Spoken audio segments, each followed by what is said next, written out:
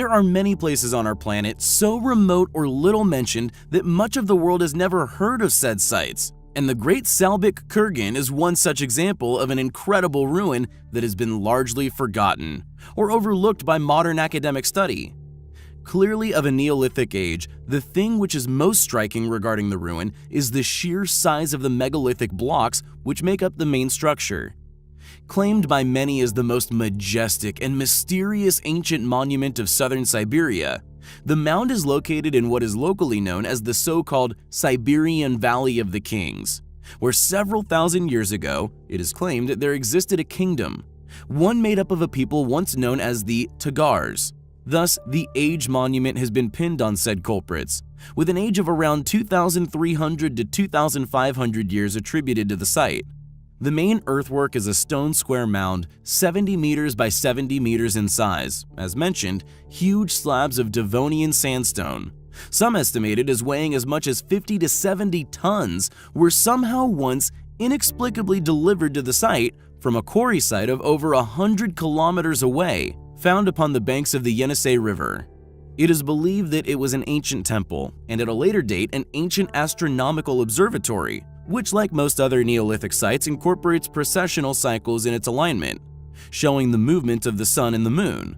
As mentioned, it still remains a complete mystery as to what devices were once utilized for the importation and installation of these gigantic stones.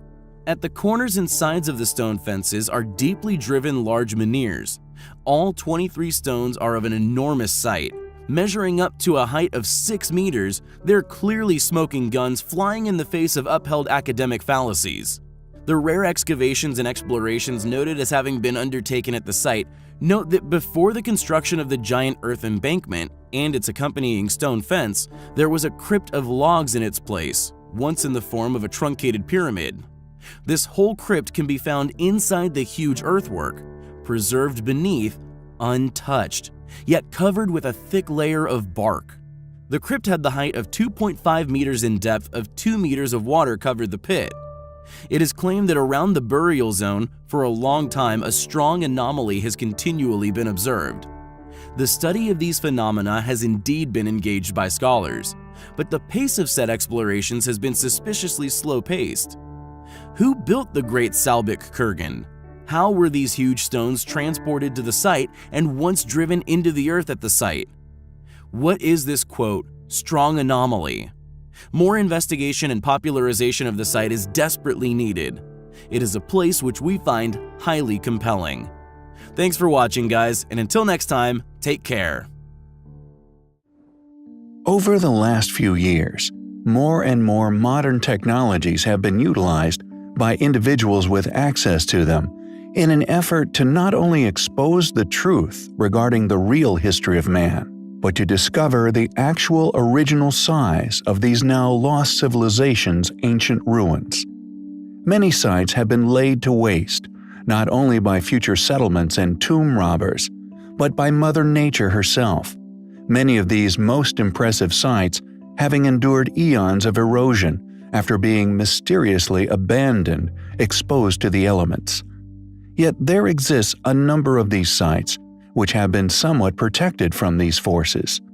Although vegetation can have a catastrophic effect, uprooting the megalithic foundations of these sites, yet the actual footprint of these structures, and indeed the overall size of these once lost settlements, can still be seen through modern penetrative radar, with one of the most incredible found in the past few years. Undoubtedly, the mega metropolis hidden beneath the dense forests of Guatemala. Although some clearings dotted within this landscape have been spared, somehow avoiding the suffocation of trees, it has been discovered that these sites, long argued as separate sites of habitation, were, in reality, once part of the same gigantic city, one of unimaginable size and complexity, that was unquestionably home to not mere thousands, but was in fact a settlement that was home to more than 10 million. Yet although this reality is a compelling, supportive fact regarding our own beliefs, in regards to a far greater, now hidden, and widely ignored history of mankind, there are still features of this ancient site that is still attempted to be ignored, overlooked, and hopefully concealed from the majority of the world's population, ultimately avoiding them questioning the true reality of what they have been taught, and the possible truth regarding our history, which these sites could provide to all those who gaze upon them. Although these particular megalithic blocks somehow stood on their heads, have been explored and exposed for nearly 100 years, with many photographic expeditions having been made to these sites, it has now been proven that these megalithic blocks were not merely signposts made of stones in situ, but were clearly stones cut and once transported to their current location, and were actually strategically placed within one huge mega-settlement. This fact is attempted to be stifled, avoiding individuals questioning how, if indeed they were transported and cut by our more recent ancestors, the Mayans, how they actually accomplished this feat when they clearly required now lost techniques and technologies, as although they were far more primitive, technologically speaking, to the modern man, with us only accomplishing such abilities within the last century, all thanks to modern technology.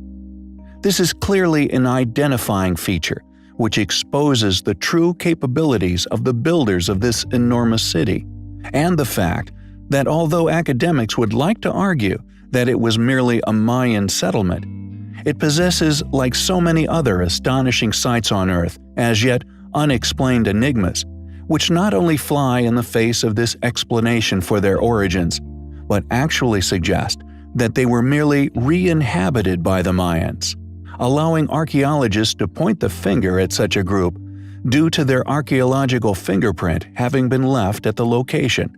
Sites which were in fact built by a now lost, yet once highly capable ancient civilization, that due to their immense age has now been lost to history, like so many of their ancient settlements, lost to the sands of time, with only the foundation of which now survive, thankfully exposed by modern technologies.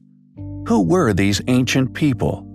How, or indeed why, did they move and cut such enormous, enigmatic ancient megaliths within this enormous, now lost city? It is a place which we find highly compelling.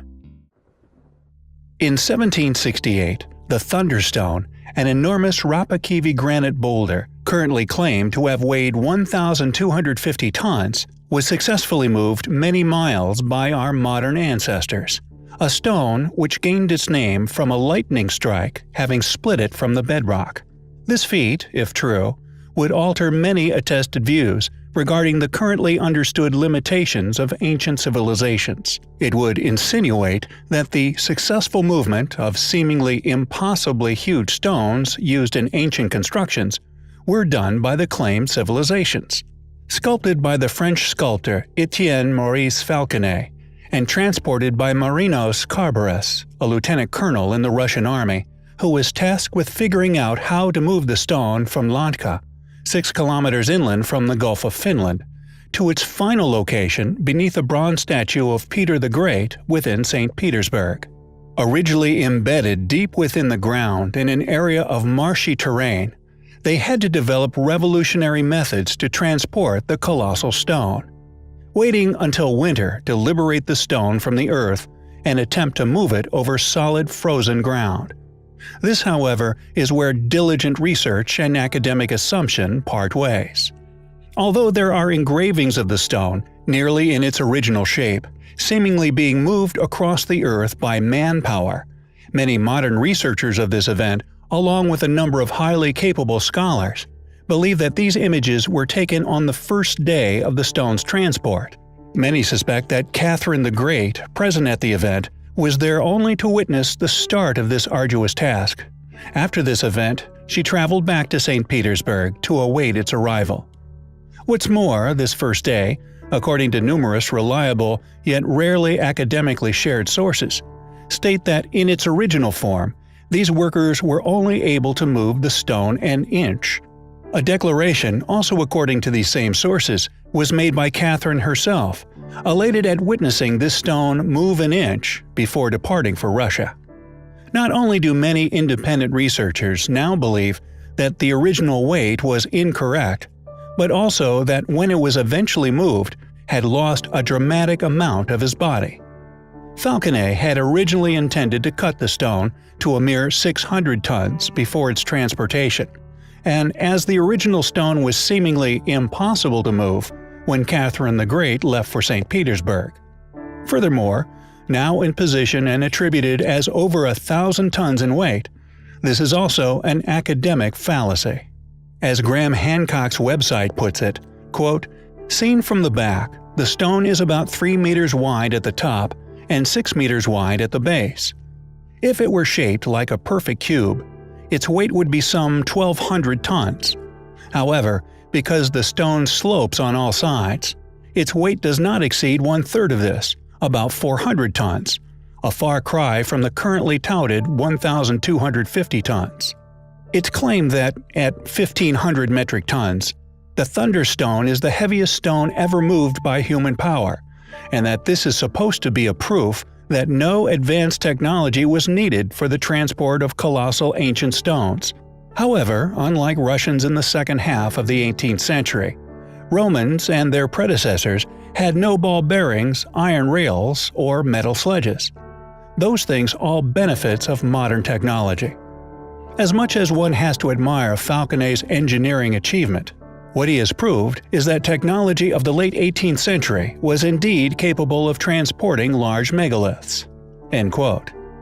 It seems that the Thunderstone, being used as a proven example of primitive techniques and civilization, able to have constructed the currently unexplained sites which dot the Earth. However, like with many other academic explanations as to the construction of these sites, it is not only contradictory to the facts, but based on a faulty premise.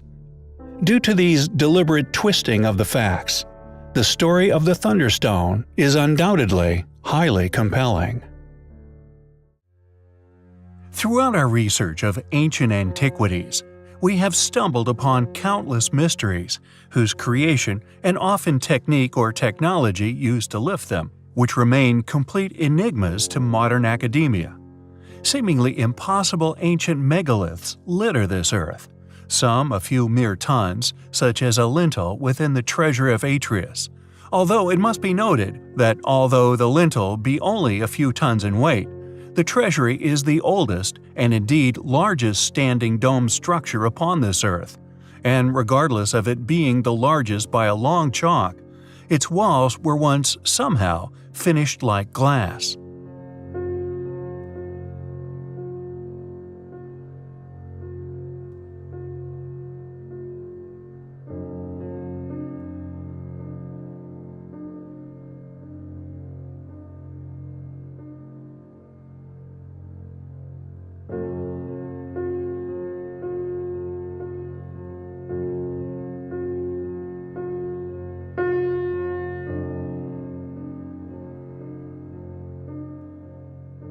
This glass finish was also found and actually still be seen within the Grand Gallery within the Great Pyramid of Giza, a pyramid which we have previously exposed as not only having casing stones of a much younger age, but the exoskeleton, just like the stones used in the creation of the walls of the Grand Gallery, many hundreds, if not thousands of tons in weight, still exhibiting these ancient civilizations' ability for perfection. Other ruins, which have also lay abandoned for unknown millennia, still contain unexplainable megaliths: Baalbek, Jordan, Japan, the UK, Easter Island, Polynesia, Peru, Chile, Italy, the list goes on. All these countries still possess stone megaliths, which even modern machinery we would struggle to work with. Many structures, however, we still could not recreate. We could not move or place such stones with such incredible accuracy.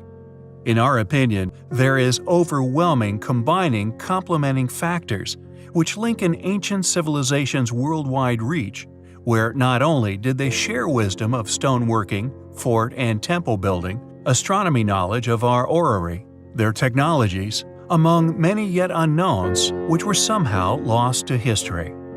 This vanishing event can even be seen within their megalithic activity. El Gigante on Easter Island, which would have been the largest of these ancient moai, suddenly abandoned, which due to the island's incredibly geographically remote location, we perceive is simply evidence of the breadth of this catastrophe.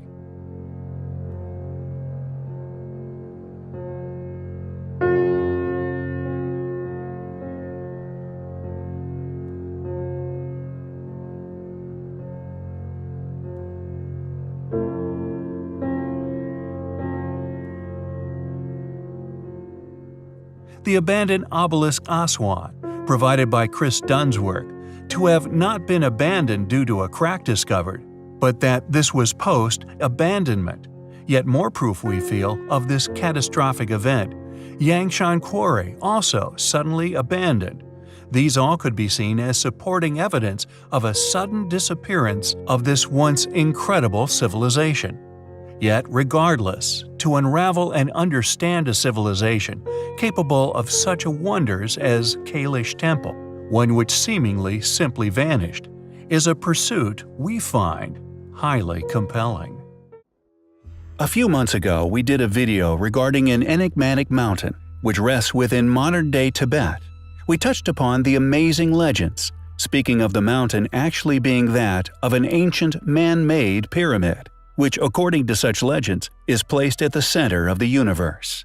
They spoke of a mysterious giant eye placed upon the top of the mountain, an eye which, according to said legends, will reveal itself when the ice and snow within the area melts away. Akin to a story containing the Eye of Mordor, yet hopefully not as malevolent. Although Mount Kailash can be found within modern-day Tibet, its location is very close to the borders of India, a place which few know possesses one of, if not the most amazing ancient structure to have ever been discovered or indeed built upon our planet. A structure which dwarfs the Great Pyramids, and indeed the Great Sphinx with artistic wonder. Actually known as the Kailash Temple, it is an exquisitely cut series of supposed praying temples and other communal buildings which was, many thousands of years ago, carved straight out of an enormous horseshoe-shaped rock resting within a hillside. According to mainstream academia, Kailash Temple was somehow built by a primitive people using primitive tools during a duration of 400 years, from 200 BC to 600 BC. However, no one seems to be able to explain how such a primitive culture could have possibly created something so awe-inspiring, something so artistically accurate and wonderful, something we would indeed struggle to recreate today. A structure not only architecturally accurate, but also drenched in a masterpiece of sculpture. Largely accepted as a flawless piece of art, no less than 200,000 tons of stone was masterfully carved away, creating several separate temples, each drenched in tiny artistic detail. Rediscovered in 1819, is it possible that the Hindu decorations found within were merely later additions? Additions to a relic left actually built by a civilization far more advanced and far more ancient than we are allowed to publicly believe?